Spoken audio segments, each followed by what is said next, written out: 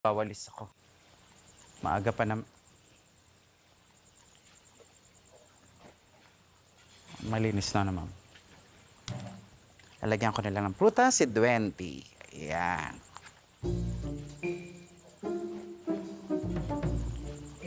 Dadagdag ko na lang. Ayan. Magugupit na lang ako ng damo.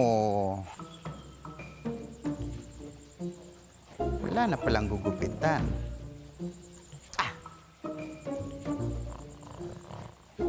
Ba't hindi na lang kaya ako magdilig ng halaman? Asa?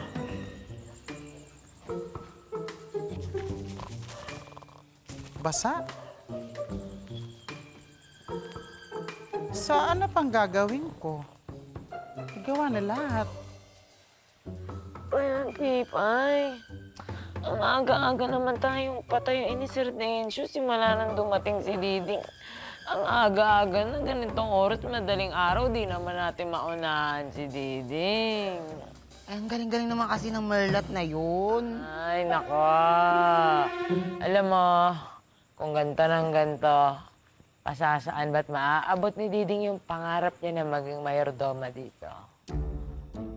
Oo nga eh. Ay, naku. Ganito nga ako. Aray ko, Diyos ko. Nakita mo kung paano mag-agaw si Diding? Ang galing. Para talagang Spider-Man, nasa kisame siya mismo. Kaya nga eh.